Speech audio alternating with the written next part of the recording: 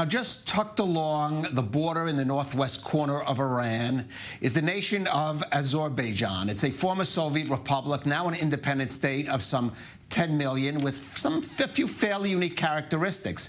Now, one of them is that although it's an almost completely Muslim nation, it enjoys good relations with Israel, despite the fact it doesn't have an official embassy here. Now, those ties include security cooperation, which is, of course, crucial to Israel given that nation's strategic location.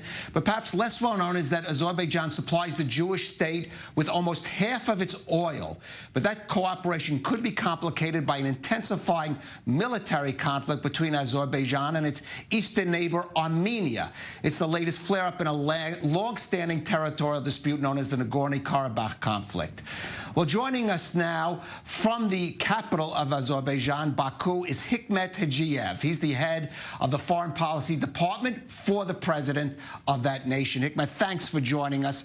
Now, I'm old enough to remember when your country and Armenia gained their independence, and even then there was this territorial dispute along the common border. Why is it flaring up now?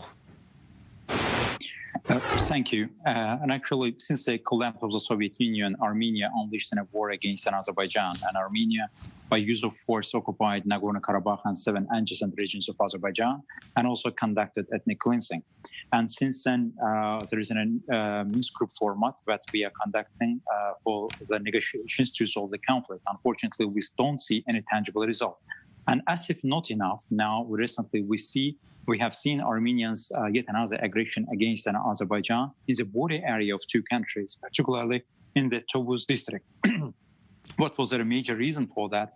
Of course, Armenian side tries by doing that to pose threat to the East-West corridor, including the strategic energy projects of Azerbaijan that's running along the East-West corridor. In the meantime, Armenia, by doing that, tried also to deflect its public attention from the dire situation that they are currently facing with regards to social economic difficulties. Right. Now, of course, as I mentioned, Israel has very good relations with Baku. It also has good relations with Armenia. I should say Jewish communities from both countries have ties here, and I've met immigrants from both those nations.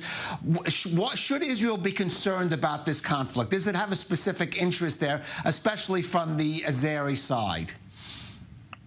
And actually, you're absolutely right that Azerbaijan and Israel have a very strategic relations and a strong bond of partnership and friendship. And Azerbaijan-Israeli cooperation is also about a cooperation of the Jewish and Azerbaijani people. I'm proud to say that there was no single case of anti-Semitism in my country. In Azerbaijan, we have a flourishing Jewish community in Azerbaijan. And in the northern part of Azerbaijan, there is one community and one village and a completely Jewish community. And also we have a very intense, comprehensive cooperation between Israel and Azerbaijan, covering many spheres: political, economic, cultural, defense, security, science, agriculture, and many different spheres. And we also see increasing number of the Israeli tourists visiting Azerbaijan, but unfortunately, right. But I want to ask you about this, Hikmet, I want to ask you about this conflict with Armenia. Is that a cause for concern for Israel? I think that shouldn't be particularly concern for Israel, but unfortunately, yet another tendency by Armenian side, they are trying by all means somehow interfere in the Azerbaijan-Israeli relations, and particularly they are trying to raise up defense cooperation between Israel and Azerbaijan.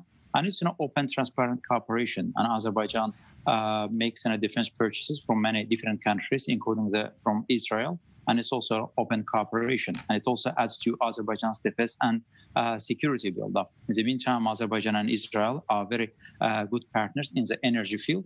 And of course, Armenians' attack to the Tovuz district of Azerbaijan, that's geographically very close to the Azerbaijan strategic oil and gas pipelines, in the future may somehow affect Israel's energy security as well, because Israel also buys a substantial amount of oil from Azerbaijan.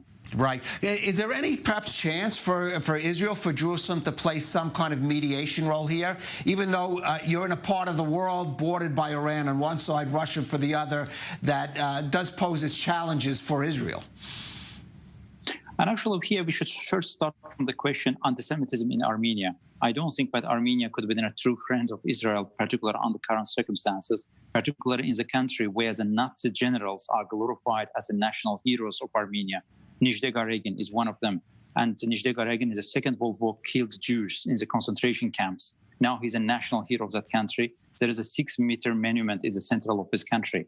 And they are also trying to somehow bring falsified Armenian history very equal to the Hikmet, I do have to say Israel does have a long history of relations both with the Armenian people and now with the nation.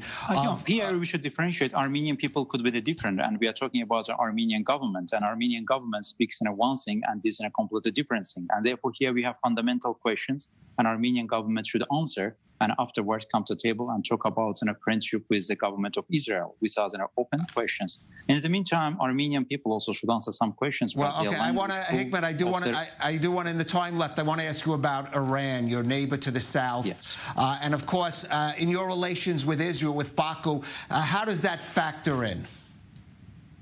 And actually, as for every country, the relation with the neighbors is a key fundamental. And Azerbaijan also having a friendly relations with Iran and also good neighborly ties. And we are also from both sides trying to develop these relations. And here, and actually most important feature of Azerbaijan's foreign policy, that we have very good relation with the neighboring Iran. In the meantime, we have very good relation with Israel. It's about an openness, predictability, and transparency of Azerbaijan's foreign policy, that when you have an inclusive foreign policy and when you have a foreign policy that's been pursued on an independent basis, you can build such kind of partnerships. But currently, Azerbaijan enjoys such a partnership with Israel and Iran and some other neighboring countries, except Armenia, because of their policy of aggression and occupation and also military provocations that they are regularly pursuing in our region. And as a result of which, Armenia in our region becoming a self-isolated country. All right. Well, certainly that is a conflict that Israel doesn't want to see develop in a situation where that it should pose in some way, an impediment to the ties between Jerusalem and Baku, which I've said, as you've said, have been pretty exceptional. Hikmet Hajayev, thank you for joining us on The Rundown.